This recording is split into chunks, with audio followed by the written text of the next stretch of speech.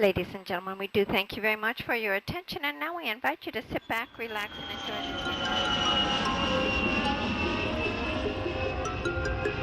the Welcome to our top travel destinations. I am your host, Kevin Flanagan. I have been editor of the weekly travel news column in the Sunday Independent and the Fine Wine and Food Guide, and I am here to use my decades of experience to help you know exactly where to stay, eat, drink, shop, and explore when visiting the world's top travel destinations. So sit back and enjoy the wonders of travel as we take off on our magical journey together. Welcome to Kevin's Top Travel Destinations. I'm really, as they say in America, super excited. I don't think I've ever said that before on a podcast because I have Pól Ó Conghaile. I hope I got the pronunciation right, Paul. I'm super impressed. You did. I've heard a lot worse over the years. What's the worst you've heard over the years? Pól Ó Conghaile.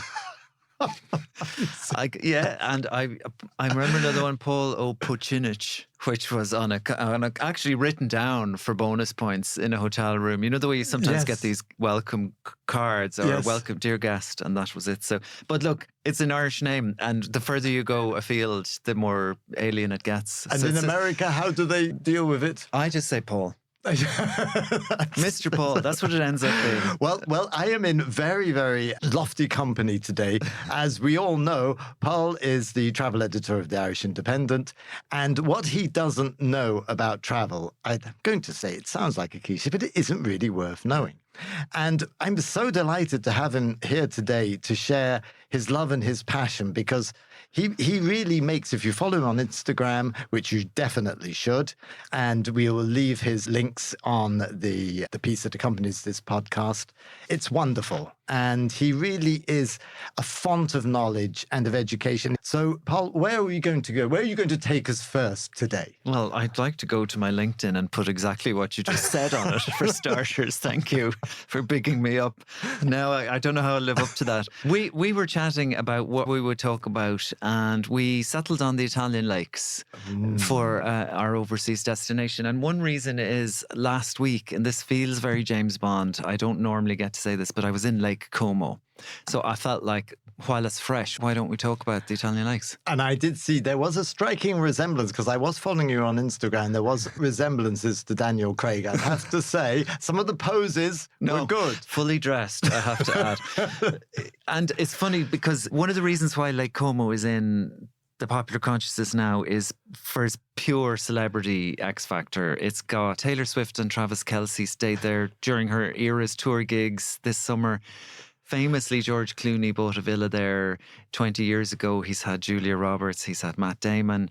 I took a boat tour, and the guy was literally just listing off this villa here, the Ferrari F1 driver Charles Leclerc has stayed at, you know, this villa here, that's the hotel where Taylor stayed, etc., etc. And believe me, there are prices to match. But one thing I was fascinated to discover was this isn't just the Clooney effect, as they call it. Lake Como's reputation as Italy's luxury lake really does go back a couple of centuries. Those villas that we were seeing, many of them were built by merchant princes and the affluent classes from Milan well over a century ago, even before there was roads linking to them. Foreign princes, princesses, JFK went there in the 60s. So you're kind of stepping into that world that is steeped in glam, in Hollywood, in European royalty, and you are absolutely paying for it. Well, I can only boast Lake Garda, which I loved. Did you? Is it a yellow pack version of Lake Como? Well, you tell me. Lake Garda would be, the reputation would be more affordable, more family friendly, let's say. There are some theme parks like Gardaland, lots of camping, but there is high-end accommodation available too, and it is beautiful. Yes. I think probably you would have more of a variety and more price points on Lake Garda. Certainly more available as a package holiday from Ireland. So I know Lake Garda, and we talked about it. As you say, it's a fantastic family-friendly destination, and the beauty of the place takes the eyes out of your head. This combination of the mountains and the lakes and this movement of boats and the clouds. I loved that. And you could say it about Lake Maggiore as well and its islands. You've the ferries going by, the wooden water taxis like you see in Venice. You have a helicopter might go overhead. You have the Alps rising in the distance. And Lake Como is quite thin. I think it's maybe 3 or 4 kilometres at its widest. As a volume of water, it's similar to Lough Derg, but the slopes are really steep. So it's just dramatic. It's like a postcard. It's like a chocolate box image, a screensaver kind of a beauty. And that's part of its draw. And I suppose it is possible we get around without spending a fortune if you go as a day tripper. Getting in and out of it is another issue, but the day ticket for the ferry cost me €15, and you could see 2 or 3 villages comfortably on that. But then, of course, you have to book your hotel. But it's one of those really iconic landscape to be in. If I'm traveling and I decide to go to Lake Como, Yeah. where would you suggest and for how long? And what are we looking at? Good question. So, first of all, your decision is, are you going to go just to Lake Como? A lot of Irish tour operators and travel agents would do it as part of a longer tour for a week or 10 days that would take in Milan, maybe Bergamo, maybe some of the other lakes. Others would fly into Verona and come at it from that direction, and they would do guided tours. So Lake Como might be 2 or 3 days. If you were going on your own, you need to research. You need to avoid July and August. It's very hot and peak prices and peak crowds. I would probably recommend late spring or late September or early October. And I think it depends on how intrepid you are and what activities you're going to get up to. But a week would certainly be more than enough. You can hike. I met a group of women who were cycling electric bike between the villages. You can do the boats and you can chill. The hotels are not cheap, even in the off season. It's close to Milan, but in the peak season, you're going to spend hours getting to and from. So if you can at all afford to make a base there, I would. Okay. A lot of the listeners to this podcast have young families. Yeah. Is it a place that would welcome young families? They'd be welcome, but I don't think I would bring my young kids there. I can make a case for it. There are some free public beaches. It is beautiful. The food is great, the pasta, the pizza. But really, from a kid's point of view, I think, as we said earlier, Lake Garda is a better bet. Yeah. This is better for someone who is a bit active, who really loves Italy, who might be there as a couple or with a group of friends. Okay. Or on an escorted tour. Yeah, I think that's the way I'd go with it. Okay. Especially if it's your first time to the lakes. Okay. And anywhere in particular to start the trip and to base yourself around Lake Como? Oh, that's a good question. It's quite small. So no matter where you base yourself, you're going to be within, half hour, 45 minutes by boat. Como is, I suppose, the closest you'd have to a city. It's at the southern end. The lake is shaped like an inverted Y. And where the fork branches off, there's a town called Bellagio, which is beautiful, central, and very proximate to other places like Varenna, which is another really beautiful little town. Tremezzo is another idea. They're all quite pricey, so you can save money by staying further back from the shoreline, by going a little bit off season, and then by taking the ferry and going from place to place. Those 2 villages, Varenna and Bellagio, are really, when you think of steep, cobbled, thin streets packed with galleries, cafes, people having a glass of wine out as the world goes by around them, fresh pasta shops, Italian silk for sale, little scarves you would run your fingers through as you walk along. It's so beautiful, and they're so close to the shore. Towns would have grown up around rough beaches where the boats were hauled up, and it's only over the centuries that the tourist infrastructure has been put in place. When they bulge and stretch in peak season, it can be pretty horrendous with the crowds. But when you hit it in the off-peak, you really get that, what would you call it? It's almost a dreamlike version of Italy, isn't it? When you're walking those streets. Yes, like going to Venice off-season as well. That's a great comparison. That's slightly, almost sort of mystical. It is strange. And they have a little bit more time for you, no more than they would in any tourist honeypot in Santorini and Dubrovnik and Killarney. If you're off season, a little bit more to the conversations. People are a little bit more chill. Funnily enough, a boat driver I was out with, I said, is it too much with the crowds sometimes? And he said, yeah, it absolutely is. In summer, don't come in summer. He said, and in COVID, do you know what? It was really frightening, but it was also kind of beautiful. Can you imagine the tide of tourism pulled back on a place like Lake Como and just... Yes. Yeah. He said the locals who lived there almost didn't know what to do with themselves. They had that whole National Geographic style location to themselves. That's incredible. Accommodation wise, if you did want to stay on the lake, I mean, would you? A lot of people in Ireland can afford these sort of special holidays. Yeah. And for a couple maybe that's thinking of maybe they're retired or maybe it's a big anniversary. Is this the place to go, and what sort of accommodation would you recommend for that? This will depend on your listeners and what they enjoy, obviously. But I think what I would do is do Lake Como for 2 or 3 days as part of a broader itinerary around the lakes area. Yes. I would include one of those cities. Unless you're going back and forth to a destination like this oftentimes, this might be your one opportunity to see it in depth. So I would give it 10 days or 2 weeks. I would definitely spend time in Milan. Verona is beautiful. I would be tempted to go to Lake Garda or Lake Maggiore as well. You have the alpine landscape there. I would recommend doing at least one walk. There is a greenway on the shores of Lake Como that's relatively flat. It's only 10 kilometres and it passes through 5 or 6 villages. It's literally called the Lake Como Greenway. You don't have to bring the hiking boots and huff and puff up those slopes. There are cable cars as well. You can do it in a very gentle way. But that's the way I'd approach it. If budget stretches, I would spend a night in one of the glam hotels if you can, but they are going to be several €100 a night. There's no getting around that. Places like the Grand Villa Cerboloni Hotel or the Trimezzo. There are lots of 3 stars. Half of them seem to be called Hotel du Lac, which is literally the lakeside hotel or the lake hotel. So you can do your research around that. What I would tend to do is work up to the nice accommodation. Yes. Put it towards the end. It's harder to step away from a lovely hotel. And would it work to do this yourself online, to do your research and to get the prices? That's all about the enjoyment you get out of it. If you have the time, if you're good at it, and if you're not going to be cursing at the computer screen and frustrated, by all means, just make sure you have your travel insurance in place.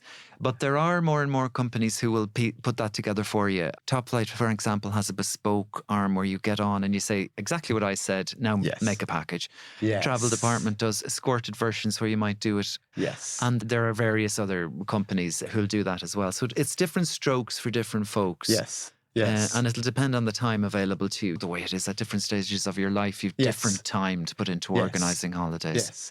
And if you were there for your 2 or 3 days, what would you really recommend activities-wise? You have the walks. What other things would you strongly recommend someone who's pitched there for a couple of nights? So let's say you have done an activity, for example, a gentle cycle, a bike hire or a gentle walk. You're going to tip around on the water. Well, you can afford a private boat with a guide, which might cost you €200 for an hour, but is great crack and they're very chatty. Or the €15 day trip on the ferry option. Definitely do that stuff. The other thing I would do is see one of those villas we were talking about, those pastel coloured buildings that are lined the shore, and that the minute you Google Lake Como, that imagery comes up. There's a couple of them. There's one in Bellagio. There's another one in Varenna. The ticket into those €10 or €12, but you get to see the historic villa, learn a little bit about the history and Lake Como as it was in the 18 and 1900s. And then you can stroll in their gardens. And they are particularly beautiful, long rather than wide, if you know what I mean, in that they follow the lake shoreline.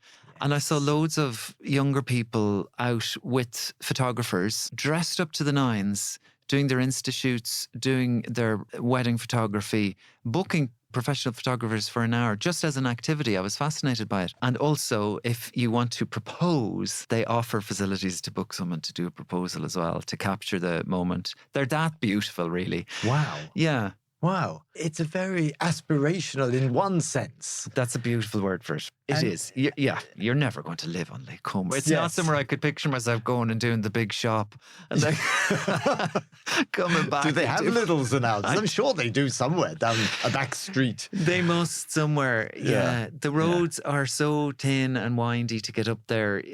Depending on when your flight comes in or goes out, it can be real frustration. And I'm wondering in July and August how they manage. You can see it's a typical Italian scene. You'll see it in the Cinque Terre as well, where there's a car or a local trying to get through the tourists in peak season, and it is difficult. We talk more and more about managing tourism and over-tourism and the tourism model coming to a tipping point. But for the moment, if you work outside of peak and outside of the honeypot destinations, you can get around that.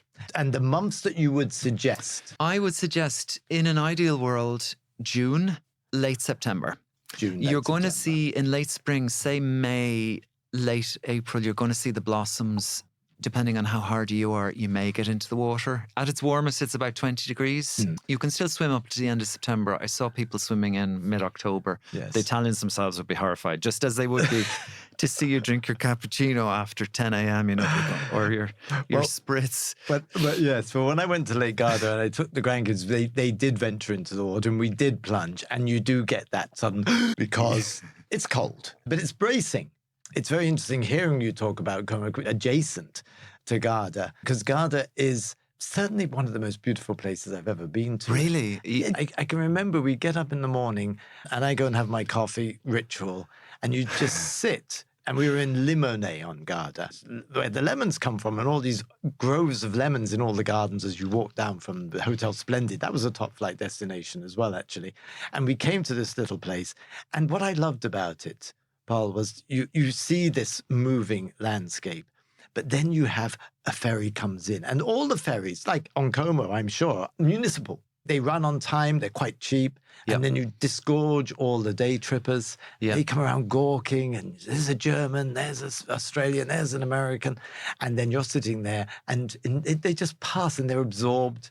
And then you have this wonderful, which I'm sure is in Como as well, the chimes of the bells of the churches. Yes, that's good. You bring that kind of soundscape of it to life. That you will find in these old towns like we described, the cobbles and all that, and they'll inevitably lead to a little square, typically up higher than the harbour and typically with a church on it. Yes. Very dark, smelling of wax and the bells going off, which transports you, doesn't it? Absolutely. And I found the same thing. The last ferry or the late ferries would go, the crowds peel away again like the tide, and you do then have this breathing space in the towns. That's your argument for spending a night, spending 2 or 3 nights, that you do get to get that other side to it. And before we end on Como, what drink would you recommend, and what meal would you recommend, or dish would you recommend? Good. That's a good question.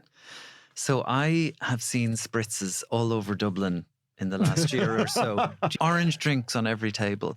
So I wanted to learn a little bit more about spritzes, and I asked a hotel barman, what should I have and when should I have it? And he said, the spritz is an aperitif and you're okay as long as you have it drunk by 8:30. And so it's an iced drink and it's cool and it's slightly bitter, but it's not just about Aperol. It can be, they all have different signature versions of it. They will add different scents. This guy added a bergamot. He sprayed the glass and then served it up to me. You can get them for €5 or €6, or you go to a grand hotel on its terrace, €20, 22. But of course, as the French say, you're renting the table as much as buying the drink. So that's what I would drink, a spritz as the sun is setting in late summer, overlooking Lake Como. How does that sound? That sounds absolutely fantastic. And to finish it off, what would pass your lips for supper? I had a lovely, freshly made, simple, rustic pasta. I did go to a fine dining restaurant. I did eat fish. I did eat pizza. Even though it was slightly overpriced at €12 for a takeaway, so it would fit in your hand. It wasn't a big portion. But there's something about freshly made Italian pasta, the simplicity of the sauce, no finickiness, the no cream, dusting of Parmesan, and it just does what it's supposed to do. And eating it outside with a wooden fork, watching life go by. Happy out. Absolutely. Thank you so much for that extraordinary description. I feel I've been there. Thanks, Emil Kevin.